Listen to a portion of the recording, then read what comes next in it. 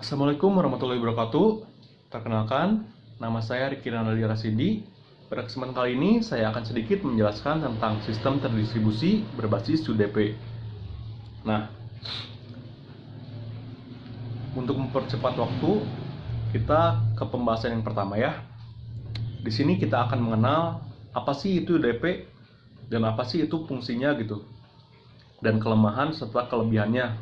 Nah, pertama-tama UDP adalah singkatan dari User Datagram Protocol, di mana salah satu protokol lapisan transport TCP/IP yang mendukung komunikasi yang tidak andal.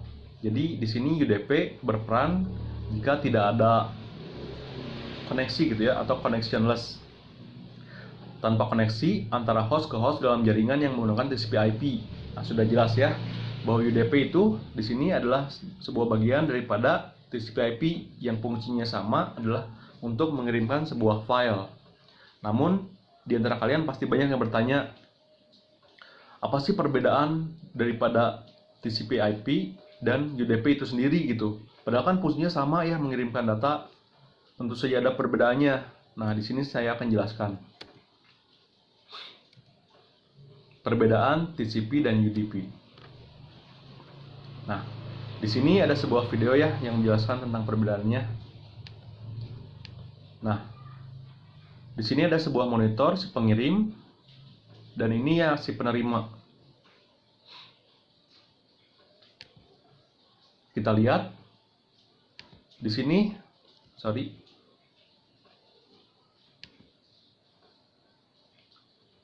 Di sini terlihat UDP pengiriman paket tidak teratur. Nah, di sini dijelaskan bahwa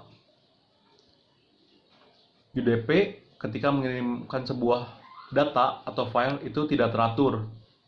Berbeda dengan TCP yang pengirimnya itu teratur.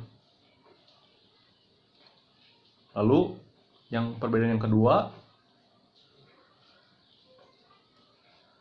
nah, TCP jika paket hilang, rusak, ada fungsi kirim ulang. Berbeda dengan UDP yang tidak bisa gitu. Jadi di sini dapat disimpulkan ya bahwa keamanan pengiriman file menggunakan UDP itu sangat riskan atau rawan ya, karena dapat hilang atau tidak akan dikirim ulang gitu. Jadi di sini dapat disimpulkan ya perbedaannya. Nah, baik, kita kembali kepada materi. Di sini juga kalian harus mengenal yaitu karakteristik UDP sendiri. Nah, kita lihat yang pertama ada connectionless, di mana ketika kita akan mengirim sebuah pesan UDP, maka di situ tidak perlu adanya koneksi antara kedua host tersebut gitu ya. Jadi ketika kita akan mengirim sebuah pesan itu akan langsung masuk tanpa adanya sebuah negosiasi koneksi dari si pengirim dan si penerima itu sendiri. Dan yang kedua, ada unreliable atau tidak andal, di mana ketika kita akan mengirim pesan UDP, maka pesan yang akan dikirimkan tersebut akan berupa datagram dan tidak akan ada sesi penomoran di pesan tersebut. Seperti itu. Dan yang ketiga, UDP menyediakan mekanisme untuk mengirim pesan ke sebuah protokol lapisan aplikasi atau proses tertentu di dalam sebuah host dalam menggunakan jaringan yang menggunakan TCP/IP. Dan yang keempat, UDP menyediakan penghitungan checksum berukuran 16 bit. Nah, di sini kita lihat bahwa pesan UDP itu terbilang cukup kecil ya untuk sebuah ukuran data. Maka berbeda dengan TCP yang bisa mengirimkan sebuah data yang lumayan besar. Seperti itu. Kita ke pembahasan selanjutnya. UDP tidak menyediakan layanan antar host berikut. Yang pertama, UDP tidak menyediakan mekanisme penyanggaan buffering. Buffering itu ialah transaksi data dari data yang masuk ataupun data yang keluar. Jadi di sini cukup riskan ya, karena UDP sendiri tidak menyediakan buffering.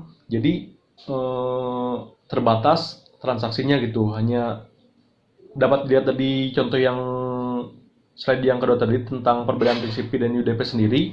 Ketika data UDP itu hilang, maka sudah aja hilang gitu, tidak ada pengiriman kembali gitu. Itu salah satunya. Dan yang kedua, UDP tidak menyediakan mekanisme segmentasi data yang besar ke dalam segmen-segmen data seperti yang terjadi dalam protokol TCP. Seperti yang saya sebelumnya, berbeda dengan TCP, UDP itu tidak menyediakan mekanisme segmentasi data yang besar.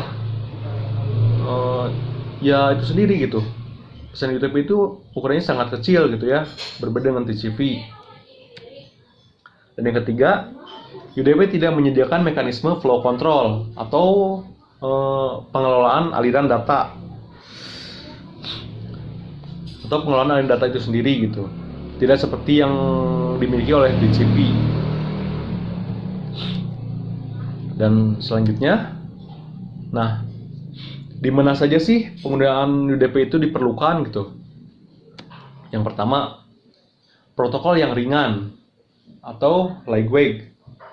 Untuk menghemat sumber daya memori dan prosesor, beberapa protokol lapisan aplikasi membutuhkan penggunaan protokol yang ringan yang dapat melakukan fungsi-fungsi spesifik dengan saling bertukar pesan. Seperti contohnya itu DNS, Domain Name System. Dan selanjutnya, protokol lapisan aplikasi yang mengimplementasikan layanan keandalan. Seperti contoh, protokol routing information routing information protocol, ya betul, yang disingkat RIP. Yang ketiga, transmisi broadcast. Seperti contoh, query nama dalam protokol NetBeans Name Service.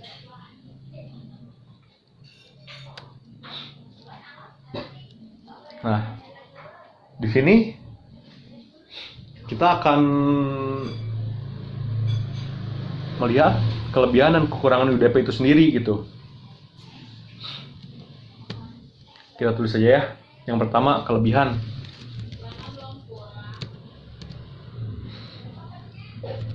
Hanya membutuhkan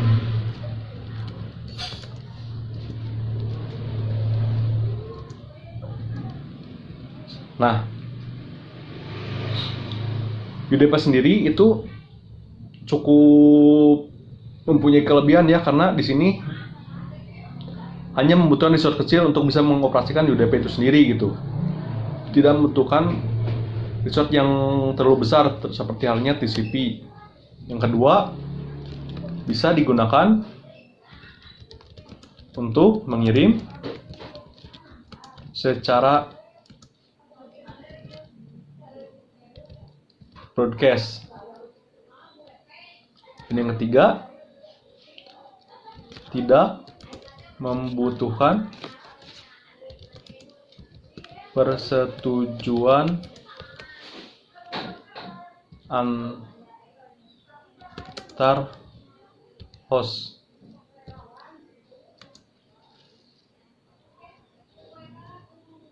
Nah, yang ketiga ini seperti yang tadi sudah dijelaskan ya, bahwa pengiriman pesan UDP itu tidak memerlukan persetujuan antar host. Jadi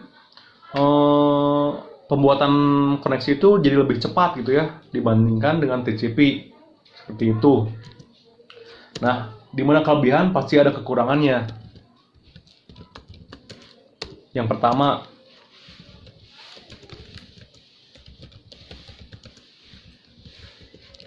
itu tadi tidak bisa melakukan buffering atau transaksi data. Padahal dalam sebuah pengelolaan data, buffering itu sangat penting gitu ya untuk mengolah data gitu. Yang kedua, tidak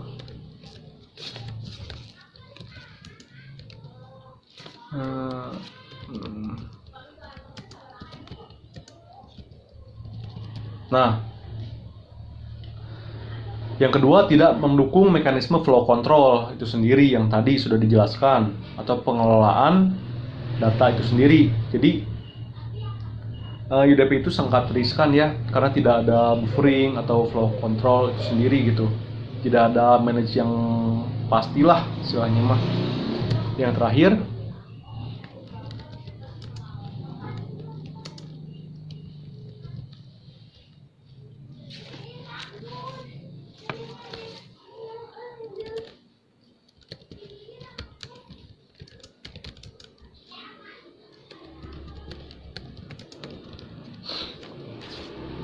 nah tentu saja yang terakhir itu kekurangan UDP itu tidak bisa mengirimkan data yang berukuran besar. Padahal di zaman sekarang itu data-data itu sudah berukuran cukup besar ya, tidak sekecil zaman dulu gitu. Inilah kekurangan dan kelebihan yang saya rangkum dari UDP itu sendiri. Nah, mungkin sedikit kesimpulan yang dapat saya tangkap atau sampaikan ialah bahwa UDP merupakan sebuah protokol yang memungkinkan sebuah perangkat mengirimkan pesan ke komputer lain melalui jaringan tanpa perlu adanya koneksi atau komunikasi awal terlebih dahulu gitu. Jadi bisa langsung terkirim seperti itu. Nah, mungkin sekian penjelasan dari saya. Mohon maaf atas tutur kata yang mungkin salah atau tidak berkenan. Terima kasih atas perhatiannya. Assalamualaikum warahmatullahi wabarakatuh.